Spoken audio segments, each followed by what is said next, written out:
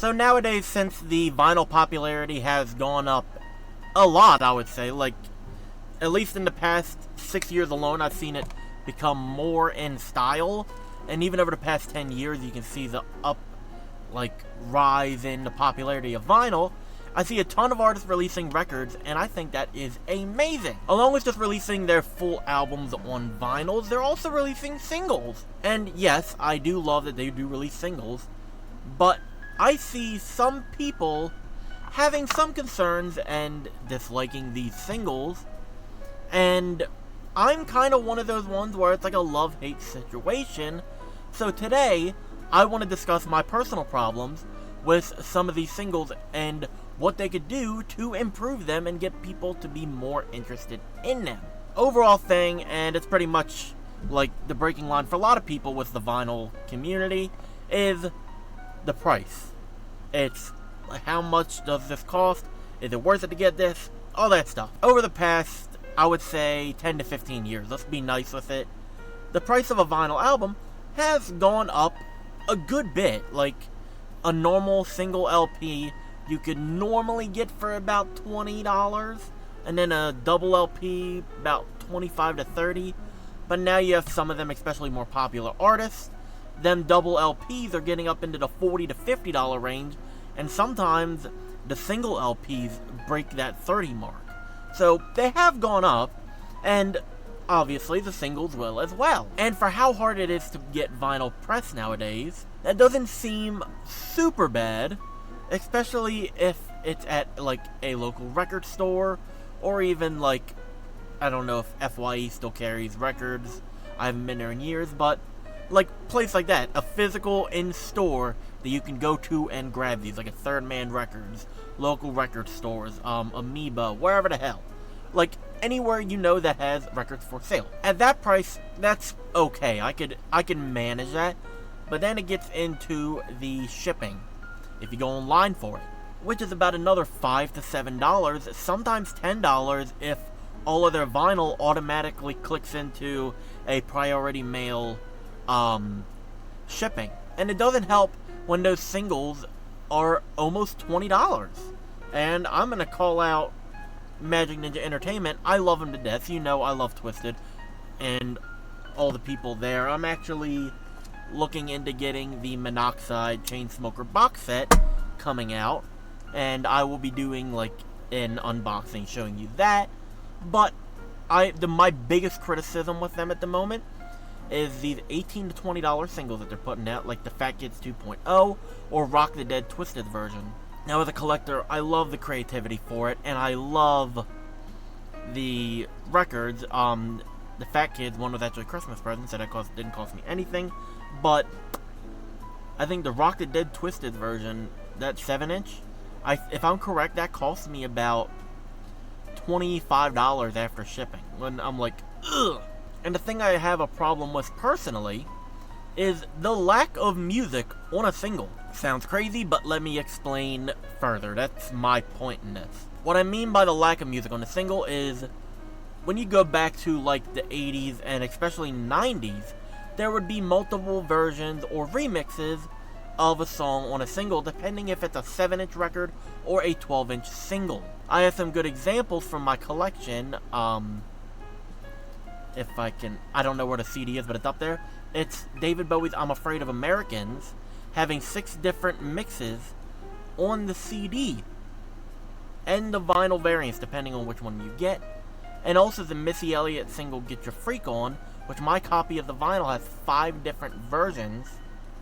Actually, I'm gonna grab it. I found the Missy Elliott Freak On. This is the 12-inch single. I got this for like, I spent $10 online for it. My favorite song of hers. That's just how it is. So mine, on the one side, we have, wrong side first. Come on, bastard. Album version and amended version. And then side B features the instrumental, acapella, and TV track. Because it was a TV single.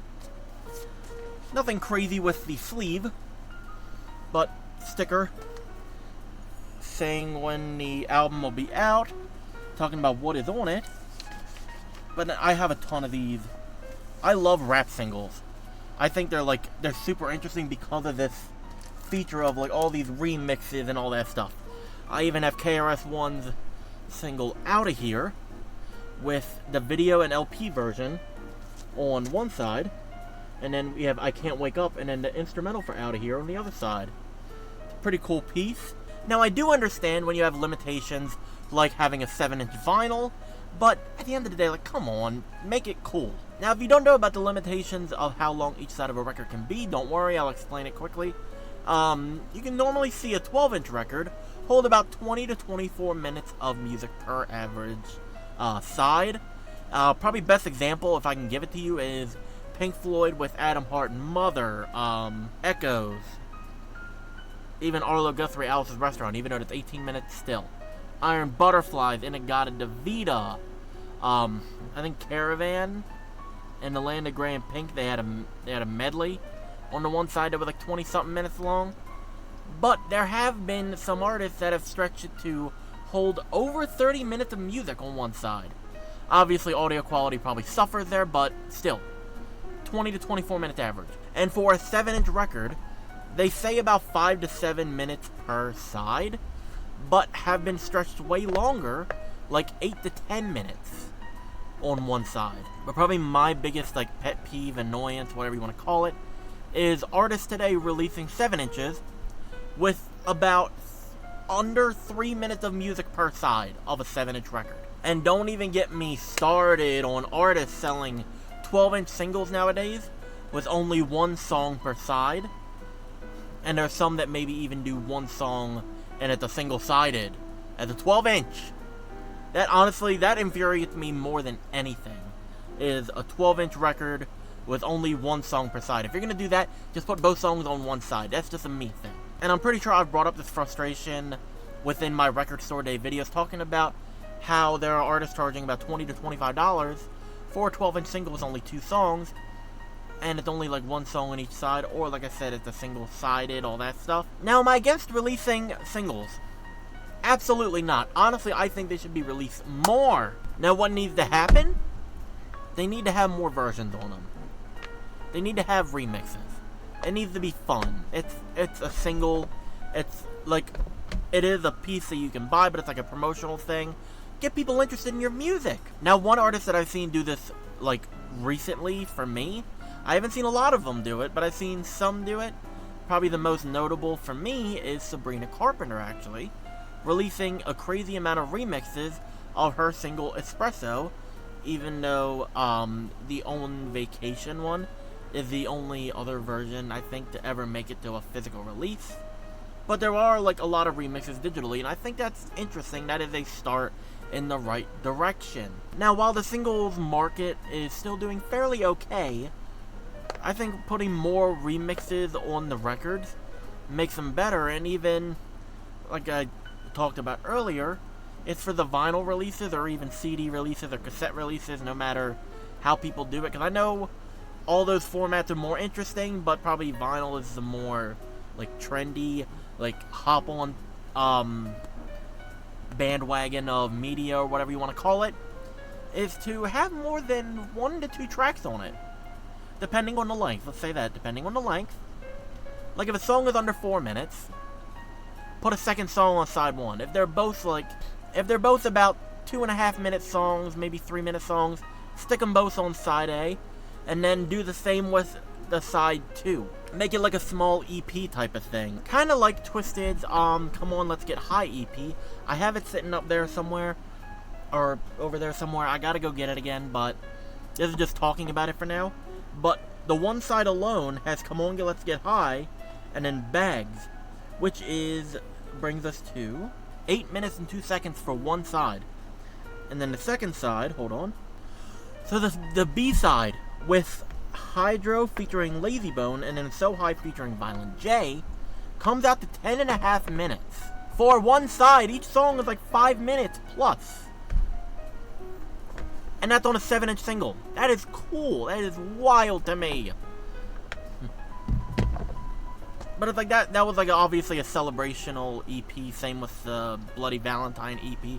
But if they can do that on a 7-inch instead of stretching it to a 10-inch or 12-inch record, why can't other artists with smaller songs do that on 7 inches? Make them cool. So that'll do it for today. What are your thoughts on like singles being released on physical media? Do you like them? Do you dislike them? If you have a favorite one, what's your favorite one in your collection? And I will see you in the next video. Take care.